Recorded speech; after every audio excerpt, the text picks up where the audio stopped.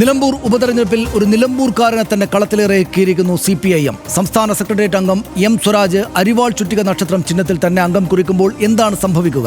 കോൺഗ്രസ് നേതാക്കൾ കഴിഞ്ഞ ദിവസങ്ങളിലെല്ലാം പരിഹാസരൂപേണ ചോദിച്ചിരുന്നു, CPIMന് ധൈര്യമുണ്ടോ സ്വരാജിനെ മത്സരിപ്പിക്കാൻ എന്ന്. കോൺഗ്രസ് ആവർത്തിച്ച് ചോദിച്ചു, CPIM കൊടുത്തു എന്നൊക്കെ തരത്തിൽ ട്രോളുകൾ തന്നെ വന്നു തുടങ്ങിയിട്ടുണ്ട്. അതവിടെ നിൽക്കട്ടെ. ഏതായാലും CPIM M. സ്വരാജിനെ കളത്തിലിറക്കിയതോടെ നിലമ്പൂരെ മത്സരത്തിൻ്റെ സ്വഭാവം മാറിയിരിക്കുന്നു എന്നുറപ്പ്. AKG സെൻറ്ററിൽ ഇന്ന് ചേർന്ന സംസ്ഥാന സെക്രട്ടേറിയറ്റാണ് സ്വരാജിനെ സ്ഥാനാർത്ഥിയായി തെരഞ്ഞെടുത്തത്. നിലമ്പൂരിൽ M. സ്വരാജ് തന്നെ മത്സരിക്കണമെന്ന് മുഖ്യമന്ത്രി പിണറായി വിജയൻ തന്നെ ആവശ്യപ്പെടുകയായിരുന്നത്രേ. ഇതോടെ നിലമ്പൂരിൽ നടക്കാനിരിക്കുന്നത് അടിമുടി രാഷ്ട്രീയ മത്സരമാകുമെന്ന് ഉറപ്പായിരിക്കുന്നു. ആവനാഴിയിലെ ഏറ്റവും കരുത്തുള്ള ആയുധം തന്നെ നിലമ്പൂരിൽ എടുത്തുപയോഗിക്കാനുള്ള CPIM തീരുമാനം ഫലം കാണുമോ? ആദ്യം കണ്ടുവരാം RDX റാപ്പ് 59 സെക്കൻഡിൽ.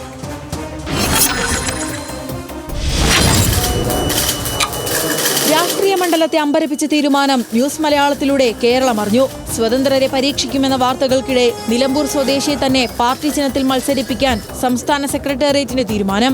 നിലമ്പൂർ പോത്തുകല്ല് സ്വദേശിയാണ് 45-കാരനായ M. സ്വരാജ്. നിലവിൽ CPIM സംസ്ഥാന സെക്രട്ടേറിയറ്റ് അംഗമാണ്. നിലമ്പൂരിൽ രാഷ്ട്രീയ പോരാട്ടം നടത്താനുള്ള തീരുമാനത്തിൽ നിർണായകമായത് പിണറായി വിജയന്റെ നിലപാടാണ്. 2026 നിയമസഭാ തെരഞ്ഞെടുപ്പിന്റെ കർട്ടൻ റൈസറായി നിലമ്പൂരിനെ കാണണമെന്നും സ്വരാജ് മത്സരിക്കണമെന്നും പിണറായി നിലപാടെടുത്തു. SFIയുടെയും DYFIയുടെയും മുൻ സംസ്ഥാന സെക്രട്ടറിയായിരുന്ന യുവനേതാവ് പോരിനിറങ്ങുന്നതിൽ നിലമ്പൂരിലെ CPM പ്രവർത്തകർ ആവേശത്തിലാണ്. മഴയെ അവഗണിച്ചും പ്രവർത്തകർ സ്വരാജിന് അഭിവാദ്യമർപ്പിച്ച പ്രകടനം നടത്തി. PV അൻവറിനോടും UDFിനോടും ഒരുപോലെ കണക്ക് തീർക്കുക എന്ന രാഷ്ട്രീയ ദൗത്യത്തോടെയാണ് M. സ്വരാജ് പോരിനിറങ്ങുന്നത്. പാർട്ടി ചിഹ്നത്തിൽ സ്വരാജ് മത്സരിക്കാനെത്തുമ്പോൾ UDFിന് ഇത്തവണ അത്ര ഈസി ആവില്ലെന്ന് ഉറപ്പ്. RDX rap news Malayalam.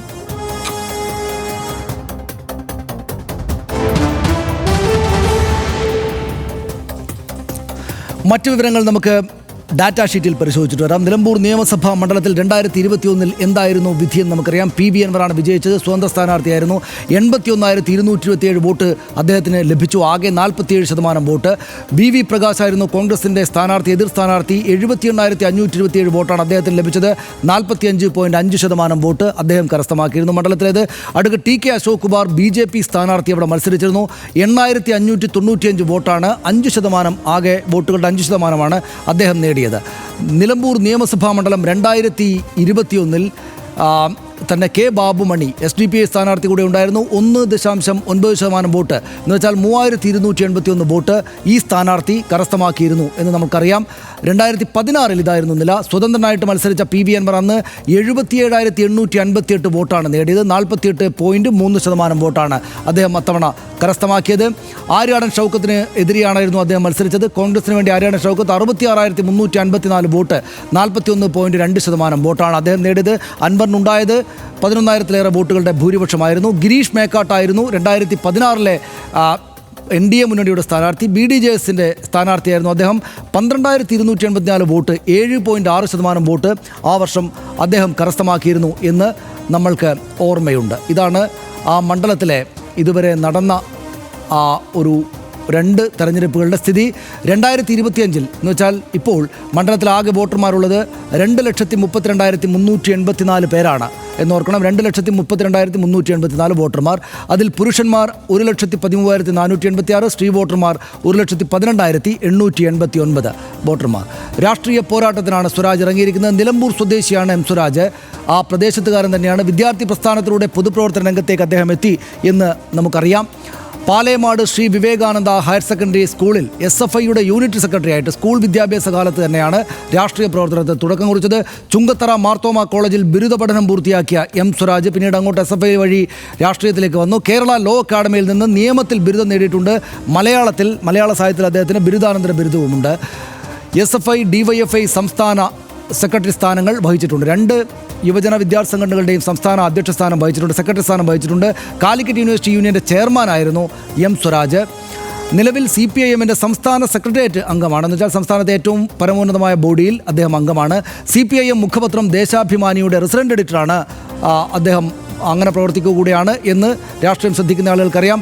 2016-2021 തൃപ്പൂണിത്തുറയിലെ നിയമസഭാ അംഗമായിരുന്നു M. സ്വരാജ്. സഭയിലെ പ്രകടനം ആ നിലക്ക് വളരെ സവിശേഷതയാർന്നായിരുന്നു. കോൺഗ്രസ് നേതാവ് കെ ബാബുവിനെ വലിയ അട്ടിമറിയിലൂടെയാണ് സ്വരാജ് ആ കൊല്ലം തോൽപ്പിച്ചത് എന്ന് നമുക്കറിയാം. ആ തെരഞ്ഞെടുപ്പിൽ തീപ്പരി പ്രസംഗങ്ങളിലൂടെ സ്വരാജ് നിയമസഭയിൽ ശ്രദ്ധിക്കപ്പെട്ടു. സഭയിൽ ശ്രദ്ധിക്കപ്പെട്ട ഏറ്റവും ചെറുപ്പക്കാരനായുള്ള ശ്രദ്ധേയനായുള്ള MLA ആയിരുന്നു അദ്ദേഹം. 2021 തെരഞ്ഞെടുപ്പിൽ തൃപ്പൂണിത്തുറയിൽ സ്വരാജ് പക്ഷേ പരാജയപ്പെടുകയാണ് ഉണ്ടായത്. 1000-ഓളം വോട്ടുകൾക്ക്, നിസ്സാരമായ വോട്ടുകൾക്കാണ് പരാജയപ്പെട്ടത്. സ്വരാജ് തന്നെ മത്സരിക്കണമെന്ന് ആവശ്യപ്പെട്ടത് മുഖ്യമന്ത്രി പിണറായി വിജയൻ തന്നെയാണ് എന്നാണ് റിപ്പോർട്ട് ചെയ്യപ്പെടുന്നത്. 2026 കട്ടൺ റേസറായി നിലമ്പൂർ ഉപതെരഞ്ഞെടുപ്പിനെ കാണണമെന്നും പിണറായി പറയുന്നു. ഇത് നിയമസഭാ തെരഞ്ഞെടുപ്പിൻ്റെ കട്ടൺ റേസറാണ് എന്ന്.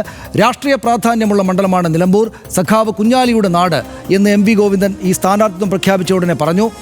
ഇടതുമുന്നണിയെ വഞ്ചിച്ച രാഷ്ട്രീയ യൂദാസാണ് PV അൻവർ എന്ന് പറഞ്ഞുകൊണ്ട് ഈ തെരഞ്ഞെടുപ്പ് PV അൻവറിനെതിരായിട്ടുള്ള ഒരു പോരാട്ടം തന്നെയാണെന്ന് അദ്ദേഹം വ്യക്തമാക്കുന്നുണ്ട്. കോൺഗ്രസിൽ നിന്ന് ആരെങ്കിലും കിട്ടുമോ എന്ന് CPIM നോക്കിയെന്നാണ് VD സതീശൻ ഈ സ്ഥാനാർത്ഥിത്വത്തെക്കുറിച്ച് പറഞ്ഞത്.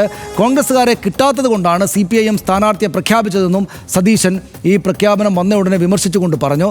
സ്വരാജിനെ ഒതുക്കാനാണ് നിലമ്പൂരിലെ സ്ഥാനാർത്ഥിത്വമെന്ന് KM ഷാജി പറഞ്ഞു. മുസ്ലിം ലീഗ് നേതാവ് സ്വരാജിനെ മുഹമ്മദ് റിയാസിന് മുകളിൽ വളരാൻ പിണറായി അനുവദിക്കില്ല എന്ന ഒരു വിമർശം കൂടെ അദ്ദേഹം ശ്രദ്ധിക്കും ആളുകൾ എന്ന നിലക്ക് അദ്ദേഹം അതുകൂടെ പറഞ്ഞിട്ടുണ്ട്. ഇതാണ് അതിൻ്റെ ഡാറ്റാ ഷീറ്റുള്ള വിവരങ്ങൾ. നമുക്കറിയാം സ്വരാജ് ഇതിനകത്ത് തന്നെ പറയുന്നത് പോലെ സംസ്ഥാനത്തെ യുവനേതാക്കളിൽ ഏതെങ്കിലും ഒരു പാർട്ടിയുടെ യുവനേതാക്കളിൽ ഏറ്റവും ശ്രദ്ധേയരായ ആളുകളിൽ ഒരാളാണ് സ്വരാജ് എന്ന് നമുക്കറിയാം. അദ്ദേഹത്തെ സ്കൂൾ പഠനകാലം തൊട്ട് ഈ SFIയും മറ്റുമൊക്കെയായിട്ട് ബന്ധപ്പെട്ട് രാഷ്ട്രീയ പ്രവർത്തന മേഖലയിൽ ഉള്ളതുകൊണ്ട് ചെറുപ്പക്കാരൻ എന്ന നിലക്ക് തന്നെ രാഷ്ട്രീയ കേരളത്തിന് അറിയാവുന്നതാണ്. അദ്ദേഹം CPIM എന്ന രാഷ്ട്രീയ പാർട്ടിയുടെ ഇപ്പോൾ 2 തവണയായിട്ട് കേരളം ഭരിക്കുന്ന രാഷ്ട്രീയ പാർട്ടിയുടെ ഏറ്റവും വലിയ സംഘടനാ സമിതിയായിട്ടുള്ള സംസ്ഥാന സെക്രട്ടേറിയറ്റിനകത്ത്, കേരളത്തിലെ ഏറ്റവും വലിയ സംഘടനാ സമിതിയായിട്ടുള്ള സംസ്ഥാന സെക്രട്ടേറിയറ്റിനകത്ത് ഉള്ള ചെറുപ്പക്കാരായിട്ടുള്ള എന്ന് വെച്ചാൽ CPIMൻ്റെ ഭാവിയിലേക്ക് അവർ കരുതി സ്വരുക്കൂട്ടി വെച്ചിരിക്കുന്ന നേതാക്കളിൽ ശ്രദ്ധേയനായ ആളാണ്. സാഹിത്യത്തിൽ അദ്ദേഹം വളരെ താല്പര്യമുള്ള ആളാണ്. അദ്ദേഹം ഒരു പുസ്തകം തന്നെയും ഇറക്കിയിട്ടുണ്ട്. അതിഗംഭീരമായിട്ട് പ്രസംഗിക്കുന്ന ആളാണ്. ടെലിവിഷൻ ചാനൽ ചർച്ചകളിൽ അവതാരകരെയും അപ്പുറത്തിരിക്കുന്ന ആളുകളെയുമൊക്കെ സ്വന്തം വാക് സാമർത്ഥ്യം കൊണ്ട് തോൽപ്പിക്കുന്ന ആളുകൂടിയാണ് എന്ന സന്തോഷം സ്വരാജിൻ്റെ ആരാധകർക്കും അദ്ദേഹത്തിൻ്റെ പാർട്ടിയുടെ അണികൾക്കുമുണ്ട്. എനിക്ക് തോന്നുന്നു നിലമ്പൂരിൽ നിന്ന് മഹേഷ് ചന്ദ്രൻ കൂടെ നമ്മോടൊപ്പം ചേരും. മഹേഷ് വളരെ അപ്രതീക്ഷിതമാണ് ഈ സ്ഥാനാർത്ഥിത്വം എന്ന് പറഞ്ഞാൽ തെറ്റിപ്പോകില്ല എന്നാണ് എനിക്ക് തോന്നുന്നത്. അദ്ദേഹത്തിൻ്റെ പാർട്ടിക്ക് പുറത്തുള്ള ആളുകൾക്ക് ഒരുപക്ഷെ അപ്രതീക്ഷിതമാകാൻ ഉള്ളതാണല്ലോ എന്നെനിക്ക് തോന്നാൻ കാരണം ഇന്നത്തെ പ്രധാനപ്പെട്ട പത്രങ്ങളെല്ലാം ഇന്ന് സ്ഥാനാർത്ഥിത്വം പ്രഖ്യാപിക്കപ്പെടും എന്ന് പ്രഖ്യാപിച്ച പത്രങ്ങളെല്ലാം, ടെലിവിഷൻ ചാനലുകളുടെ കാര്യമല്ല ഞാൻ പറയുന്നത്, ആദ്യം മുതൽ തന്നെ ടെലിവിഷൻ ചാനലുകൾ സ്വരാജ് കൂടെ ഉണ്ടായേക്കും എന്ന മട്ടിൽ റിപ്പോർട്ട് ചെയ്യുന്നുണ്ടായിരുന്നു. പക്ഷേ ഇന്ന് മാതൃഭൂമി പത്രം പ്രത്യേകമായി എടുത്താൽ അവരുടെ വാർത്താ റിപ്പോർട്ടിങ്ങിനകത്തൊക്കെ ഉണ്ടായിരുന്ന അവസാനം ഒരു വരി മാത്രമാണ്. സ്വരാജ് മത്സരിച്ചേക്കാൻ സാധ്യതയുണ്ടെന്നായിരുന്നു നേരത്തെ ഉണ്ടായിരുന്ന വിവരം. പക്ഷേ സ്വരാജ് സമ്മതിക്കുന്നില്ല എന്ന ഒറ്റ വാർത്ത വരി കൊണ്ടാണ് മാതൃഭൂമി പത്രത്തിൻ്റെയൊക്കെ ആ രാഷ്ട്രീയ റിപ്പോർട്ടിംഗ് അവസാനിപ്പിച്ചിരുന്നത്. ഇത് യഥാർത്ഥത്തിൽ അപ്രതീക്ഷിതമായോ? ഇത് CPIM പക്ഷേ നേരത്തെ തന്നെ തീരുമാനിച്ചിരുന്നോ ഇക്കാര്യം?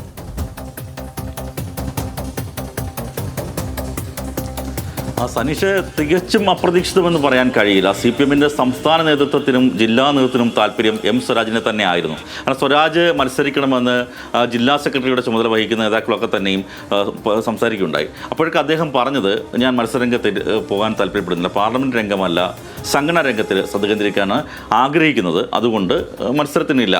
പക്ഷേ ഈ നമ്മൾ ശ്രദ്ധിക്കേണ്ട ഒരു കാര്യം, ഈ PV അൻവർ രാജിവെച്ച ഉടൻ തന്നെ CPM ഒരു ചുമതല നൽകി സ്വരാജിന്.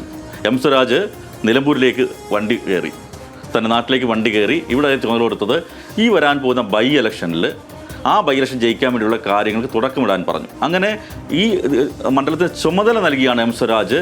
ഞാൻ കഴിഞ്ഞ ദിവസങ്ങളെല്ലാം ഉണ്ടായിരുന്നു നമ്മുടെ കുഞ്ഞാലി സ്മാരകം, കുഞ്ഞാലി സ്മാരകത്തിലാണ് പാർട്ടിയുടെ ഏരിയ കമ്മിറ്റി ഓഫീസ് പ്രവർത്തിക്കുന്നത്.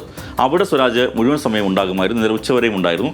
ആ വോട്ടർ പട്ടിക അടക്കമുള്ള കാര്യങ്ങളൊക്കെ തന്നെ പരിശോധിച്ച് അതിന് നേതൃത്വം കൊടുത്തു നിന്ന ഒരു നേതാവ് തന്നെയായിട്ട് തന്നെയാണ് അദ്ദേഹം നിൽക്കുമ്പോഴും അദ്ദേഹത്തിന് മത്സരിക്കണമെന്ന് പൊതുവെ വ്യക്തിപരമായ താല്പര്യമില്ല. അത് സ്വരാജിനെ അറിയുന്നവർക്കറിയാം. സ്വരാജ് പൂക്കളെക്കുറിച്ച് പുസ്തകം എഴുതുന്ന, നന്നായി പ്രസംഗിക്കുന്ന ഒക്കെ അങ്ങനെ സ്വരാജിന് മറ്റു ചില ചിന്തകളും പ്രവർത്തികളും ഒക്കെ ഉള്ളതുകൊണ്ട് തന്നെ സ്വരാജ് ഈ പാർലമെൻറ്റ് രംഗത്തേക്കാളും സംഘടന രംഗത്തിന് താല്പര്യം പ്രകടിപ്പിച്ചു. പക്ഷേ പാർട്ടിയെ സംബന്ധിച്ചിടത്തോളം വളരെ നിർണായകമായ തെരഞ്ഞെടുപ്പാണ്. നമ്മളിത് റിപ്പോർട്ട് ചെയ്ത പോലെ തന്നെ ഇതൊരു കട്ടൺ റേസറാണ്. 2026 ഇനി ഒരു വർഷം തികച്ചില്ല ഇനി ഒരു തെരഞ്ഞെടുപ്പിലേക്ക് പോകാൻ. ആ നിയമസഭാ തെരഞ്ഞെടുപ്പിൽ ഇവിടെ ഉണ്ടാകുന്ന വിജയം അത് നിർണായകമാണ് LDFനും UDFനും. അതുകൊണ്ട് തന്നെ സ്വരാജ് തന്നെ മത്സരിക്കണമെന്ന് നിർബന്ധ ബുദ്ധിയാ തന്നെ മുഖ്യമന്ത്രി പിണറായി വിജയൻ വ്യക്തമായും സംസ്ഥാന സെക്രട്ടറി യോഗത്തിൽ പറഞ്ഞിട്ടുണ്ട്. അതേപടി അനുസരിക്കാൻ സെക്രട്ടറി യോഗം ആ തീരുമാനം അംഗീകരിച്ചു, അതനുസരിക്കുകയും ചെയ്തിരിക്കുന്ന സ്വരാജ് സ്ഥാനാർത്ഥിയായപ്പോൾ അത് അപ്രതീക്ഷിതം എന്ന് ഞാൻ പൂർണ്ണമായി പറയാൻ കഴിയില്ലെന്ന് പറഞ്ഞത്, ഈ പാർട്ടി പ്രവർത്തകർ അവർ അതിയായി ആഗ്രഹിച്ചു, നേതാക്കൾ നമ്മൾ സംസാരിക്കുമ്പോൾ എം സ്വരാജ് മത്സരിക്കണമെന്നാണ് ഞങ്ങൾക്ക്. പക്ഷേ അതില്ലാത്തതുകൊണ്ടാണ് കുറച്ച് പേരുടെ പേരുടെ പട്ടിക ഉൾപ്പെടുത്തിയിരിക്കുന്നത്. സ്വരാജ് മത്സരിച്ച് നന്നായിരുന്നു, ക്യാപ്റ്റൻ പറഞ്ഞാൽ സ്വരാജ് കേൾക്കും, ക്യാപ്റ്റൻ പറഞ്ഞാൽ സ്വരാജ് കേൾക്കും എന്നാണ് അവസാന നിമിഷം അവർ പറഞ്ഞത്. ക്യാപ്റ്റൻ പറഞ്ഞു, സ്വരാജ് കേട്ടു. അത് വലിയ ആവേശമായിട്ടാണ് നമ്മൾ ആ ഓഫീസിൻ്റെ ആ രീതിയെ മാറി. ഇതുവരെ അൻവറിൻ്റെയും നമ്മൾ UDF-ൻ്റെയൊക്കെ ചേരിപ്പോരിൻ്റെ വാർത്തകൾ ബഹളങ്ങൾക്കിടയിൽ ഇങ്ങനെ ശോകമുഖമായി കിടന്ന ആ ഏരിയ കമ്മിറ്റി ഓഫീസ് വലിയ ആവേശത്തിലേക്ക് പോവുകയാണ്. പ്രകടനം വരുന്നു, പടക്കം പൊട്ടിക്കുന്നു, പോസ്റ്റർ പെട്ടെന്ന് തന്നെ അടിച്ചിറക്കുന്നു, വലിയൊരു ഫ്ലെക്സ് ബോർഡുകൾ തന്നെ DYFI-ക്കാർ കൊണ്ടുവെക്കുന്നു. ആ തരത്തിലേക്ക് പോയി. അപ്പം വലിയൊരു ആവേശം ഈ മണ്ഡലത്തിൽ ഉണ്ടാക്കാൻ സ്വരാജിനെ നിശ്ചയമായിട്ടും ഈ ആവേശം സ്വാഭാവികമായിട്ടും മഹേഷ് ഉണ്ട്. അതായത് ഈ അപ്രതീക്ഷിതമായിരുന്നു ചിലർക്കെങ്കിലും ഈ സ്ഥാനാർത്ഥിത്വമെങ്കിലും മഹേഷ് പറഞ്ഞതുപോലെ ഇത് സംഭവിച്ചേക്കാമെന്നൊരു തോന്നൽ എനിക്ക് കഴിഞ്ഞ ദിവസം തന്നെ ഉണ്ടായിരുന്നു. ഞാൻ കഴിഞ്ഞ ദിവസം ഞാനും ഹർഷനും കൂടെ RDX-ൽ നിന്ന് സംസാരിക്കുമ്പോൾ ഞാൻ ആ കാര്യം പറഞ്ഞതാണ്. അതായത് അതിലേറ്റവും പ്രധാനപ്പെട്ട കാര്യം ഈ PV അൻവർ എന്നത് അവിടുത്തെ ഒരു സൂപ്പർ CPM നേതാവ് എന്ന മട്ടിൽ നിൽക്കുകയായിരുന്നു. എല്ലാ അണികളും ഇടതുപക്ഷത്തിൻ്റെയും CPM-ൻ്റെയും എല്ലാ അണികളും അവരുടെ ഏറ്റവും ഹൃദയത്തിൽ കൊണ്ടു നടക്കുന്ന നേതാവായിരുന്നു. അപ്പോൾ അദ്ദേഹം അപ്പുറത്തേക്ക് പോയതോടെ വലിയ ഹൃദയവേദനയുണ്ടായ, വലിയ രോഷം തന്നെയും ഉണ്ടായ ആളുകൾക്ക് ആ രോഷം പൂർണ്ണമായിട്ടും തീർക്കണമെങ്കിൽ ആ പ്രദേശത്ത് നിന്ന് പ്രാദേശികമായിട്ട് പ്രധാനിയായിട്ടുള്ള ഒരു നേതാവിനെ പോരാ, എം സ്വരാജിനെ പോലുള്ളൊരു നേതാവിനെ തന്നെ കൊണ്ടുവരണം എന്നൊരു തോന്നൽ ഞാൻ കഴിഞ്ഞ ദിവസം RDX-ൽ തന്നെയും പ്രദർശിപ്പിച്ചിരുന്നു. സ്വാഭാവികമായിട്ടും CPM ആ ഒരു പോയിന്റ് കൂടെ കണ്ടിരിക്കും എന്നാണ് എനിക്ക് തോന്നുന്നത്, അല്ലേ? അതായത് ഇതൊരു രാഷ്ട്രീയ പോരാട്ടം, ജയിക്കുമോ തോൽക്കുമോ എന്നത് രണ്ടാമത്തെ കാര്യമായിട്ട് വെച്ചാൽ പോലും അവരൊരു പക്ഷേ ജയം തന്നെയായിരിക്കും ലക്ഷ്യമിടുന്നത്.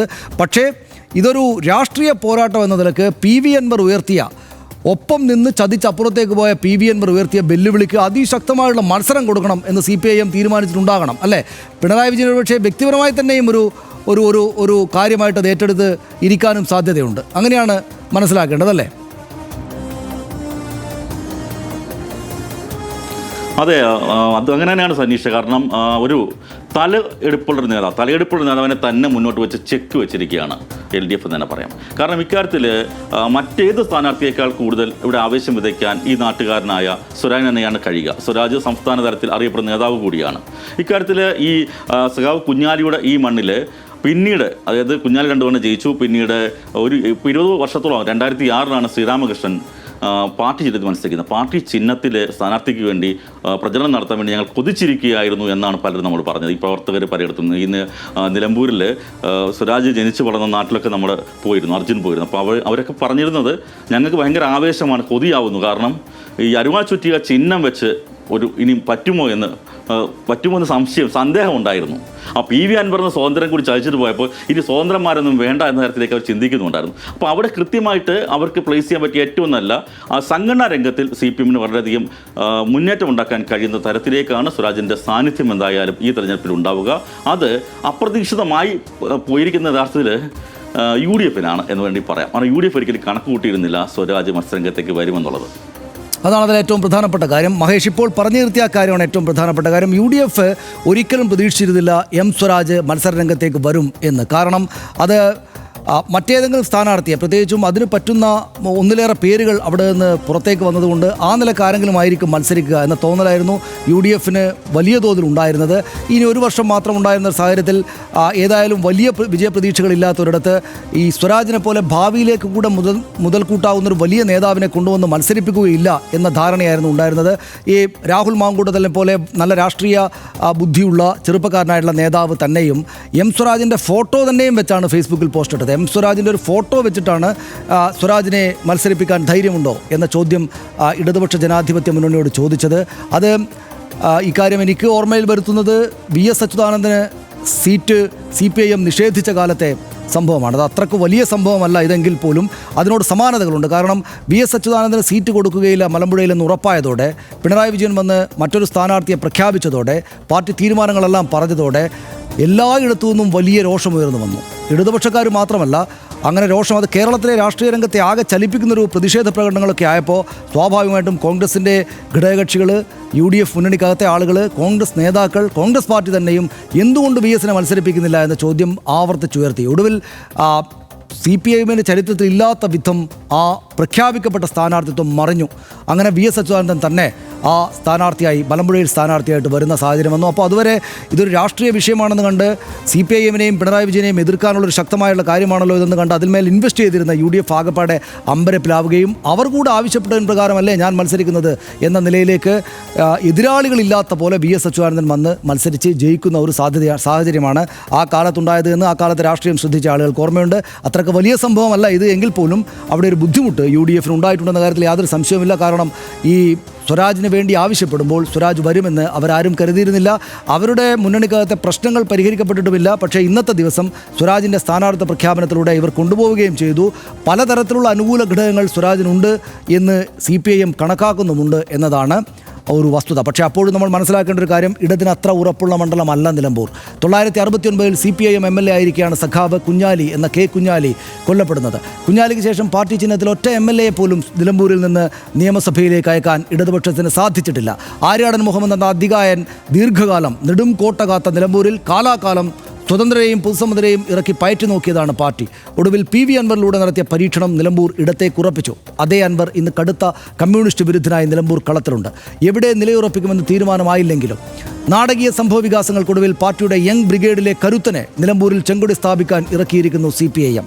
സംഘടനാ പ്രവർത്തന പരിചയവും സുദീർഘമായ വായനാ പാഠവും അടിയുറച്ച നിലപാടുകളുമാണ് സ്വരാജിൻ്റെ മുതൽക്കൂട്ട്. വിവാദങ്ങളിൽ തളരാറില്ല, നിലപാടുകളിൽ വെള്ളം ചേർക്കാറില്ല. എല്ലാം കൊണ്ടും രാഷ്ട്രീയ കൗതുകത്തിൻ്റെ ഫോക്കൽ പോയിന്റ് ആവുകയാണ് നിലമ്പൂർ. ആര്യാടൻ ഷൗക്കത്തിനെതിരെ നാട്ടുകാരൻ തന്നെയായ M. സ്വരാജ് മത്സരത്തിനിറങ്ങുമ്പോൾ തെരഞ്ഞെടുപ്പ് പോരാട്ടം തീപാറുമെന്ന് ഉറപ്പാണ്. അടുത്ത വിഷയത്തിലേക്ക്.